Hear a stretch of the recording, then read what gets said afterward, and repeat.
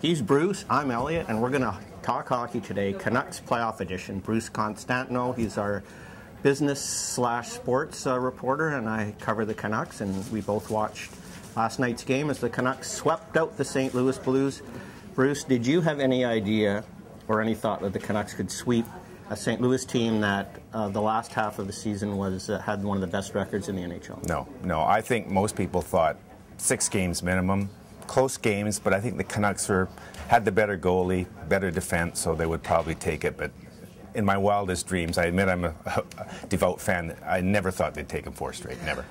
Well, I predicted somewhere, either in the paper and on the blog or somewhere in my mind, that it would go 7, but then the more I analyzed the St. Louis lineup, I thought goaltending, Canucks have the edge, defense, Absolutely. The Canucks have a big edge, forwards, St. Louis was younger, faster, but not as experienced. And overall, that in the evolution of the team, St. Louis was just happy to make the playoffs. That was a big jump for them, whereas the Canucks would not have been happy just to make the playoffs.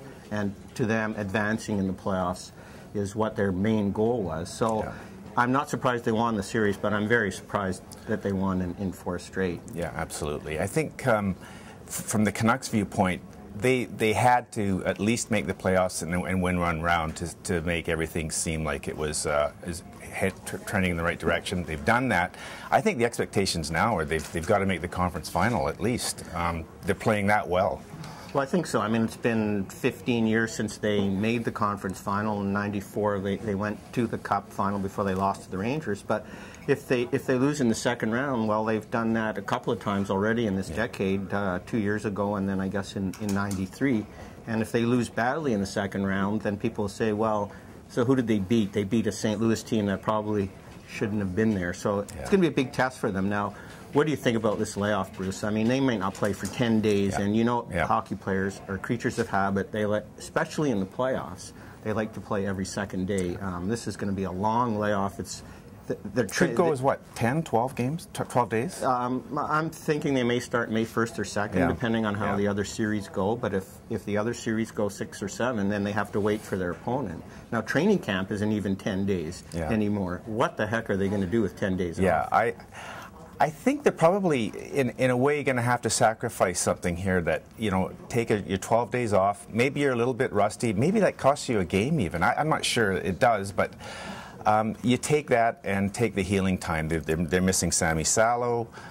Matt Sundin is out. Louis looked like he played a little hurt yesterday. He made a tweak something. He said he was dehydrated and was cramping up. Who knows? And there's Willie Mitchell played.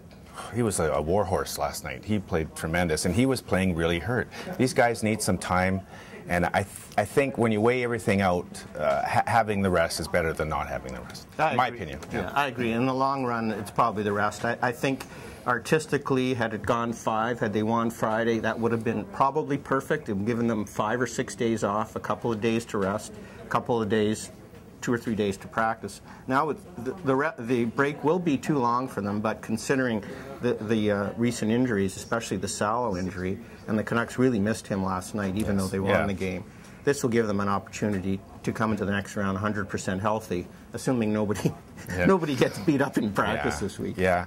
What do you think of the depth positions, our depth chart now? We've got Ozzy Vananen drew in, played 8 or 9 minutes. Rob Davison's sitting there waiting. On the forward side of things, there's Taylor Pyatt, who may be coming back. Are these black aces, so to speak, going to be used, do you think? Well, it all depends on the injuries. I mean, you see how quickly it can change. All of a sudden, no Sundin and no Salo in Game 4. And I thought not having Salo really upset their whole defensive pairings. You know, I thought at first, okay, he'll slot Vananen in either in Salo's place with Mitchell or move everybody up a rung and put Vananen with O'Brien on the 3rd pairing. But they didn't really do that after about 1 shift.